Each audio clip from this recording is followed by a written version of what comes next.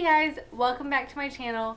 It has been a while since I have made a pregnancy update and I apologize for that. The last few weeks have been crazy and I just haven't really been in the mood to make videos. Obviously this video is kind of going to explain what our last few weeks have been. I guess the last time I made a pregnancy video, it was before Christmas. I think it was like right before Christmas. And I know I made that video before Christmas, but I didn't upload it until after Christmas. So it probably doesn't seem like it's been that long for y'all, but I feel like it's been forever for me. So I am 25 weeks pregnant. My baby is about the size of a rutabaga. Its length is about 13.5 inches. His weight is about 1.5 pounds, and I have 15 weeks to go. Yay! I am in my 6th month of pregnancy. How is that even possible? I feel like it's gone by so fast, which is so crazy. Your baby's hair has color and texture. Your baby will soon exchange her long, lean look for some baby fat. As he does, his wrinkled skin will begin to smooth out, and he'll start to look more and more like a newborn. He's also growing more hair, and if you could see it, you'd be able to discern its color and texture. So yeah, that is what my 25-week email tells me about my baby. So the past few weeks have been crazy, like I mentioned. Things have changed, circumstances have changed, birth plans have changed, there's been some heartbreak,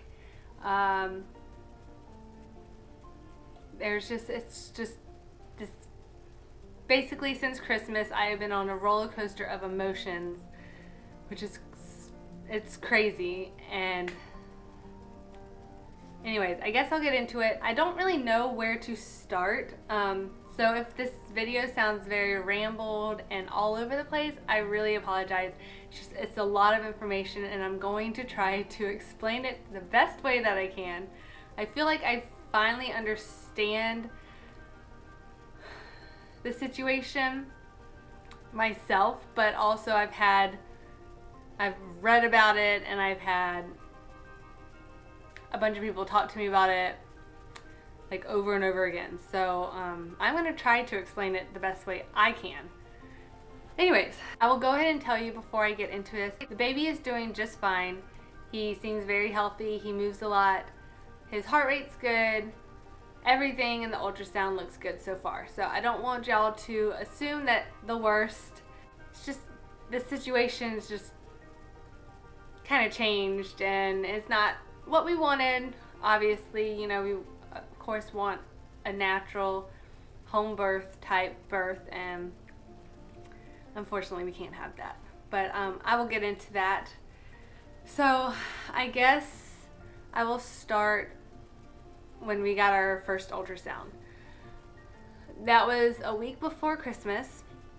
We went in for our ultrasound and anatomy scan to find out what gender the baby is. And he's a boy. I know I mentioned that in my last video. Okay. So we went in for the ultrasound and everything's looking good. And he's moving. All his measurements are good. His heart rate's good. Everything's good. And the doctor said that there was nothing in the anatomy scan that worried him. And he convinced us to take blood work, which we don't usually do, but I don't know, we did it this time, and I'm really glad we did for obvious reasons. So we got the blood work done, and then a week later, the Monday before Christmas, he calls me up and wants to talk about my blood work. So I have Rh negative blood. If you don't know, the Rh factor is like, you know, there's different types of blood. There's A positive, A negative, B positive, B negative, O positive, O negative, and yeah. So I have negative blood. I have, the Rh factor is either the positive or the negative. And I have negative blood. And my husband has positive blood, which if I had positive blood and my husband had negative blood, there wouldn't be an issue. But since it's the other way around, so I had learned from a video, and I'm going to try to explain it. It's a lot of information, and I apologize. But so apparently, and I didn't know this, positive blood can take in negative or positive blood. But negative blood can only take in negative blood. So I can only receive negative blood. Either B negative or O negative, I think I can receive. So since my husband has positive blood, the chances of our babies having positive blood is very high. Now, my husband's blood type is, I don't remember the name of it. He would be able to tell you the name. But for my husband, his blood type, even though it's positive, Rh positive, he can have positive and negative in his blood. So our babies would either be Rh positive or Rh negative. Or he could just be positive positive, and our babies would just be Rh positive. Well, he is positive negative. So we have, our first son is Rh positive, and our first daughter is Rh negative. But we never found out what our second daughter is. So she could be Rh positive or Rh negative. I lost my spot. Okay, since I have Rh negative blood, if at some point one of my positive blood babies mixed with mine, my blood would create these antibodies, which is basically like a defense system. It recognizes that there is a foreign blood type in my bloodstream, and it will create these antibodies. So the next time it notices that foreign blood type, it'll try to attack it. So, and usually you don't have to worry about the blood mixing unless you experience like some kind of trauma, like a car wreck or something while you're pregnant. And if I have an Rh negative baby, like my daughter was, there's two negatives, so it's not gonna affect the baby. So when my doctor called, he was telling me how I have high levels of antibodies in my blood, which means at some point one of my Rh positive blood babies, which could have been my son or my second daughter, I don't think it was my son, just because of the way this pregnancy is going. He's doing really well, and the doctor's saying that this is probably my first pregnancy since my blood has been sensitized, which is another word for having antibodies. So at some point the blood had mixed with my negative blood and created the antibodies. So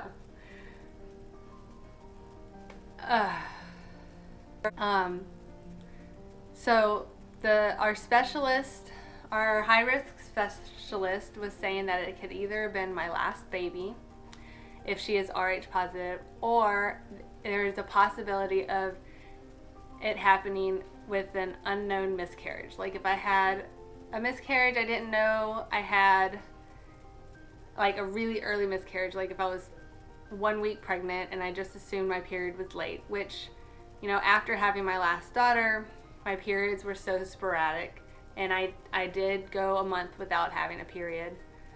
Usually I do take pregnancy tests if I go that long without a period, and I didn't get any positive tests, but it still could have happened.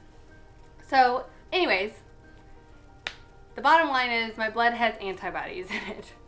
So it's going to try to attack the baby's blood if the baby is positive. If the baby's negative, it's not going to do anything and there's no issue. Well, there's a blood test that they can take from my blood to determine if the baby's blood type is negative or positive. And so we did that. And the baby is positive, unfortunately, which was a big shock to us because ever since I got the call from my doctor, he referred us to a high-risk specialist who will monitor the baby. And so we had been going in for the past 3 weeks, getting ultrasounds every week, and they basically check the baby's blood flow in the brain and the heart rate, and just check to see if the baby's still growing on track. The consequences of having antibodies in my blood, so my blood can attack the baby's blood, which can cause the baby to become very anemic and have jaundice when he's born. It can cause them to grow slowly. Basically, it's trying to kill off the baby because it's trying to kill off the foreign blood that's in my body. So if the baby is anemic, he will show signs by the blood flow in his brain will be working faster because it's trying to get the extra oxygen. Because my blood will be attacking his red blood cells, which will restrict his oxygen, and so his blood flow in his brain will work faster to try and make up for the oxygen. And obviously that won't last very long, and because it'll get tired and he will have heart failure, which was all very scary when we started talking about this, and I was devastated. I was very emotional. I don't think I'm gonna get emotional in this video just because I've had all this time to process, but now that I'm talking about it, I can kind of feel my tear ducts a little. Anyways, I'm gonna try to control myself. It was very devastating because we always have home births. We enjoy having a home birth. We enjoy birthing our babies the way we want. I don't like the hospital atmosphere. I don't like all the medical talk and medical people in the room, and I want to be in my own place with just me and my husband. I mean, that's how it was with our last daughter. We had unassisted. It was very beautiful. I had a baby in 3 hours from start to finish. That's just what I wanted, and we can't do that anymore. And I know I had to have that time. I mean, it's been like a few weeks. I don't remember. I guess, I don't know how many weeks it's been since Christmas, but it's been a few weeks, and I needed time. I was very emotional. I was crying on and off. Like, obviously, the first day I was really emotional all day. The kids were wondering what was going on, and we tried our best to explain it. They're still little and they wouldn't really understand all the medical talk, so we basically was just like, well, mommy's gonna have to have a baby in the hospital and it's just not what she wants. But I feel like I've processed it well. Obviously we want the best for our baby boy, and we want him to be healthy, and I don't want to be in that situation where I have a baby at home and he comes out really sick. So we are being monitored every week. Last week, actually, he has been doing really well, which is why my doctors think that this is our first pregnancy since I've been sensitized. Just because he hasn't shown signs of distress, which by 25 weeks they say usually the baby's not growing as quickly, and would show signs of being behind on growth, and the blood flow would start increasing, and it hasn't yet. So last week when we went in for our ultrasound, he was still really good. He was still on point. And so my specialist, I keep not looking at the camera, I'm sorry. So my specialist said that we can space out the ultrasounds to every other week. So instead of having one this week, we will wait till next week and have one. If he starts showing signs of distress where his blood flow and his brain is speeding up, or he's starting to show fluid around under his skin and around his organs, there's talk of inducing. They would induce me early. If it's still too early, like I think 28 weeks or whatever, and he's not developed enough, they would do blood transfusions through like the amniocentesis, like they kind of thing. Like with a big needle, they put it through my belly into the baby's cord and do a blood transfusion, which is really scary, but he's not showing signs at all. He's still very healthy, and so that's the hope that we are holding on to, and we're just hoping and praying for the best, and that he will make it to full term, or at least long enough to not be so fragile. They still are talking about inducing me by 37 weeks. Obviously, we want to avoid that. I don't want to be induced. It's just not something that we agree with. Induction, obviously, if it's medically necessary. But if the baby is still doing good, if he is still not showing any signs by 37 weeks, we will be insisting that we wait. I'd like to go into labor naturally. I don't want to have to deal with Pitocin and the challenges that comes with that. Whew. I think I covered everything. This was a really long, and it was just so much information, and honestly, I think one of the big reasons why I didn't make a video in so long is because I didn't know how to explain everything. And obviously I want to explain this to you so you know what's going on. We obviously have our specialist that we go in every week or every 2 weeks for our ultrasound, but she's not who will deliver our baby. So I still need to find an OB or a midwife, which is another point I want to make that was very promising. I was assuming that I needed to find like a high risk OB or someone, because I would need all these interventions, but she told me that I could still use a regular OB or midwife if we wanted the hands-off birth, which is what we do. So I actually called today at a OB/midwife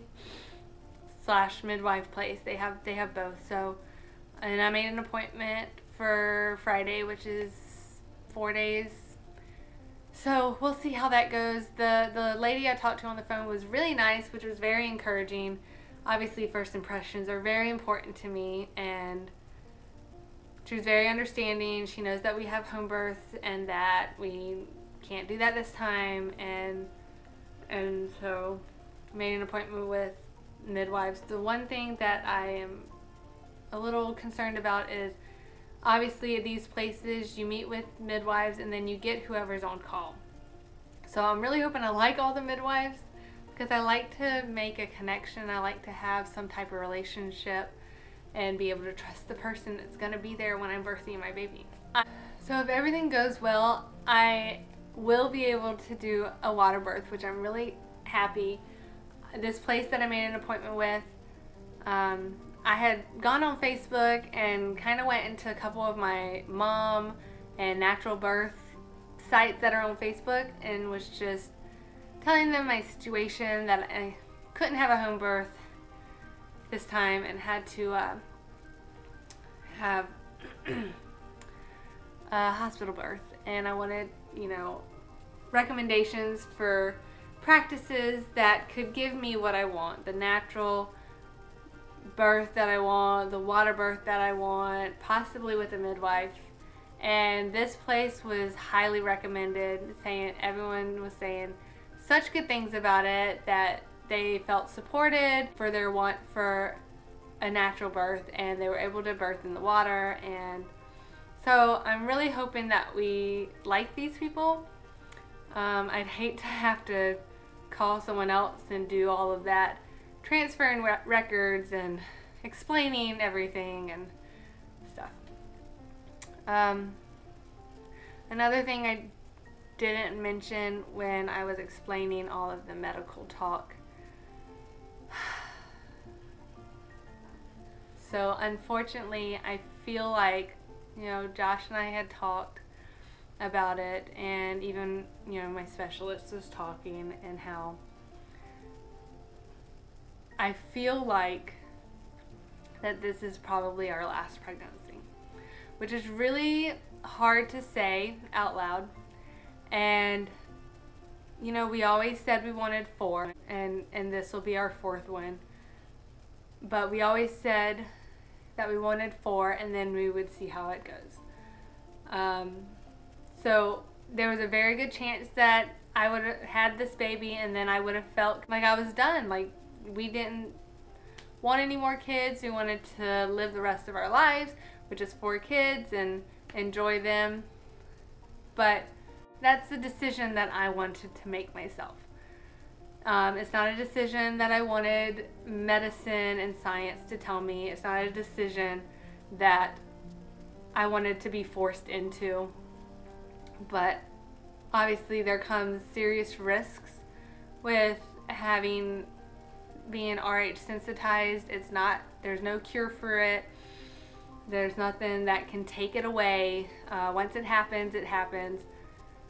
And so there's always that possibility that something serious could happen. With this baby, I really don't think anything serious is gonna happen. He's been strong this whole time. He hasn't shown any signs. There would be most likely signs earlier in pregnancy. And there's also, you know, a possibility that our next baby could be negative and nothing could be wrong with the baby. Because, you know, if the baby's negative, then there's no issues because our blood types are compatible. Jeez, I can't talk. But I don't know if I want to risk that. This pregnancy has already been a little stressful with this whole situation. So that's another thing that I have to pray about and cope with, and just enjoy this pregnancy and enjoy the little tiny baby that I'm about to have, and just enjoy my family. So, anyways. So I think that's about it on the medical talk.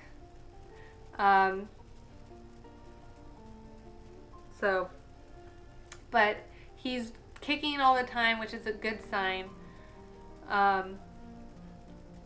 And he's growing good. And yeah, so I think that is going to be it on my pregnancy. I know I didn't really talk about anything else, like symptoms or anything, but this has just been consuming us for the past almost month. So I wanted to tell y'all and let y'all know what was going on. But I will show you my belly, and then that'll be it.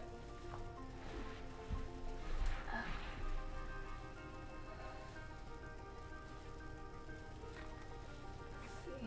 This shirt's kind of hard to see the belly. So there is my 25-week belly.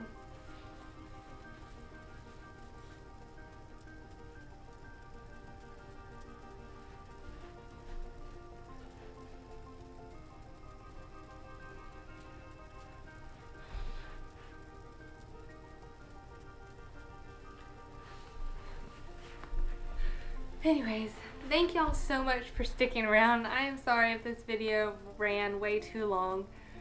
I really hope I explained it and didn't completely confuse y'all. But I'm still a little, there are some times when I'm still a little confused about the whole thing. Anyways, thank you again, and please like this video and subscribe to my channel. I post new videos every week. So thank you and have a blessed day. Bye.